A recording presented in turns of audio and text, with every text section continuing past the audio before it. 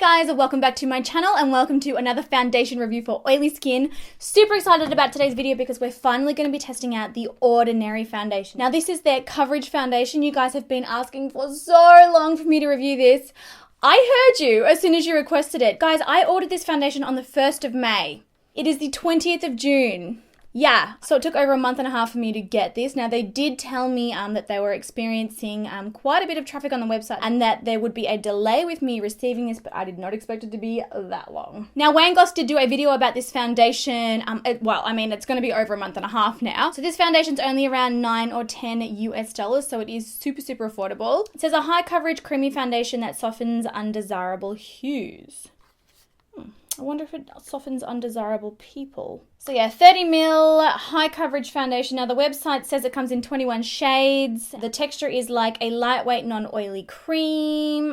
They are rich, highly saturated effect. Pigments are suspended in some kind of a special blend that allows them to look natural without collecting in fine lines and staying on for longer. Semi-matte finish, compatible with most primers, and are designed to work exceptionally well with the primers from the Ordinary. So I do also have the primers from the Ordinary.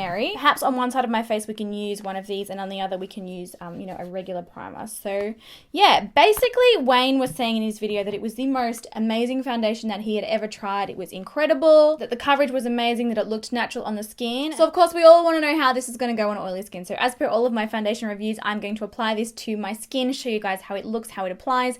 Then I'm going to wear it for 12 hours, check in during the day and show you, how oily I am, what it's looking like, any caking, any settling, all of that, and give you my final thoughts. So if you're interested in learning about the Ordinary foundation, then please keep on watching. So I picked this one up in 3 shades because I wasn't sure, obviously purchasing it off the website, you just don't know. So I've got 1.2Y, which is light skin with yellow undertones, 2.1Y, which is medium yellow undertones, and 3.0Y, medium dark with yellow undertones. So I'm going to have a little bit of a fiddle and we'll see which shade matches me. For a reference point, I am an NC30 in MAC foundation. Oh, it's cute. Oh, the packaging's nice. It is plastic packaging, so even this bottle is plastic. It's got kind of like a matte finish and a little pump applicator at the top of the bottle here. Okay, so on the back, it says shake before use, dispense a small amount into the palm. Actually, you know what's hilarious? Brandon and I did a boyfriend does my makeup tag video, we're going back 2.5 years, ages ago. And I was hanging so much shit on him because he squirted the foundation into the palm of his hand. Well, honey, you're officially ahead of the game, apparently. Now, as the website said that these foundations are designed to work exceptionally well with the Ordinary primers, I'm going to apply the Ordinary primer on this side of my face and then my regular Hourglass Mineral Veil on this side so we can compare the two. All right, this is the part that I'm excited for. So I'm shaking and I'm going to dispense it on the back of my hand. Okay, so, and it's out. Guys, can you see how dark that is? So that is the medium shade. Now, normally I am well and truly in the medium section of foundation shades, so perhaps these will run a little darker, and light is quite a bit lighter. Now, there is definitely medium light shades available on the website. I wasn't smart enough, clearly, to buy the medium light, so I'm going to be mixing the medium and the light together. It feels extremely lightweight, and I've only used a tiny amount of product, and it does look like it's got exceptional coverage. So, it's said to just smooth it onto the skin. It didn't mention whether I needed to use a brush or a sponge. So I might have a go at both so that we can see how it works with both. You know what? It looks a lot lighter when you put it on the skin and then it oxidizes quite heavily. So let's try it with a sponge first and see how we go.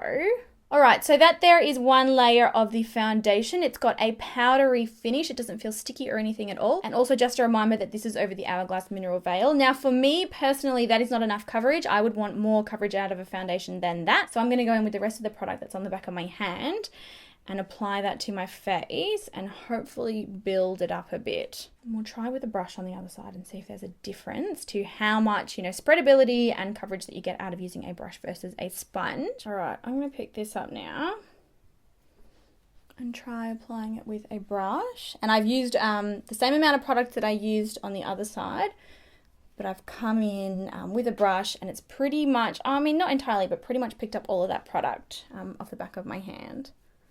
I do think definitely looking at this now, you're going to get a lot more coverage out of this foundation if you use a brush. Goodness gracious, it really does oxidize. I'm going to need to add more light because, look how dark this side of my face is next to my neck compared to This side.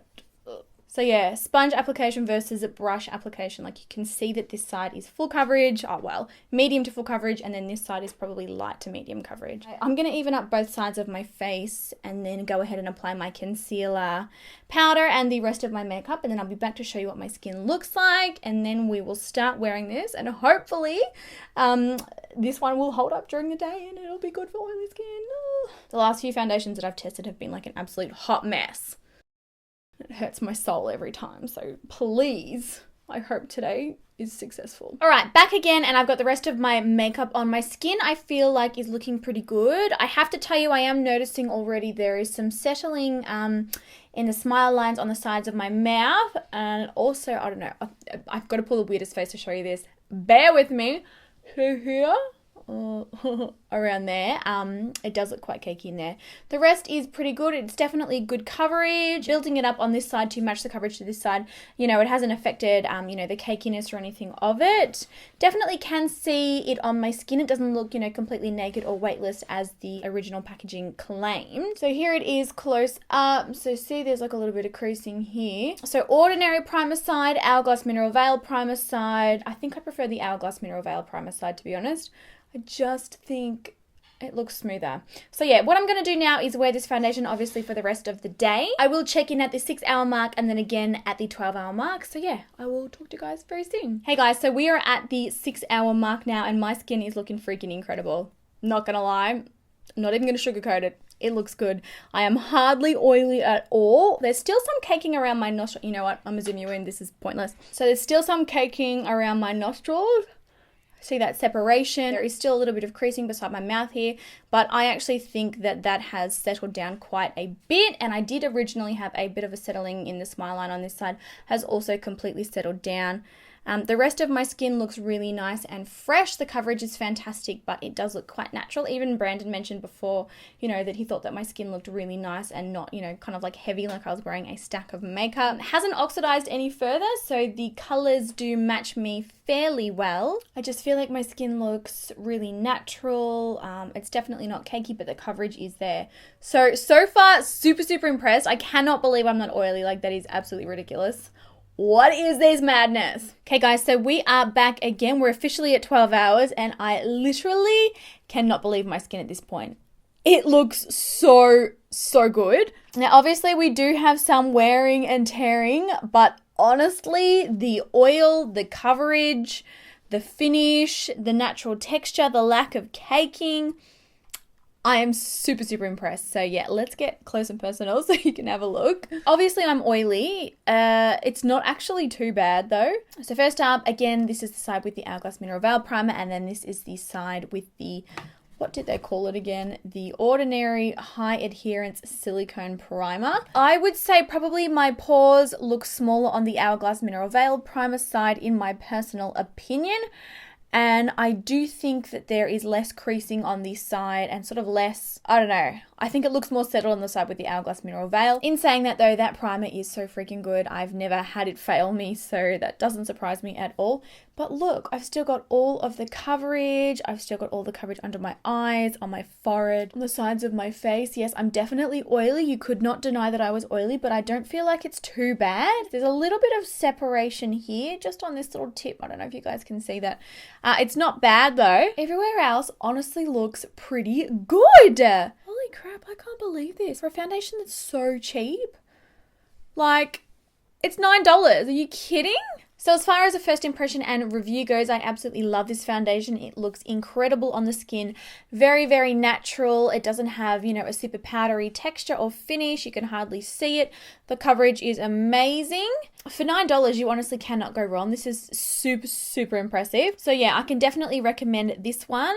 It's kept me really well matte too, which is like, I do have a fair bit of oil. It might not be picking it up on the camera, but I still feel like I could totally get away with not powdering this up at this point. And it has been, well, technically 11.5 hours, but we'll say 12 hours. It does oxidize quite quickly as soon as it touches the skin and as soon as it warms up. So try to go 1 or 2 shades lighter than your normal you know, foundation shade, just to allow for that. I love it. I think it's awesome.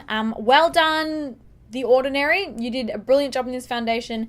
Can definitely support Wayne Goss's claims that this is a fantastic, affordable foundation. I'm so excited. As always, I will continue to test this foundation with other primers, other concealers, other powders, and update any information that I think is relevant or that you need to know in the description bar down below. Please let me know your thoughts on this foundation in the comments section. If you have tried it, did you love it, did you hate it, or if you've got any questions about it that I haven't addressed in the video, please ask me those as well. And also let me know what you want to see reviewed next. I love you guys so much. I hope you enjoyed the review today, and I will talk to you in the next video. Bye!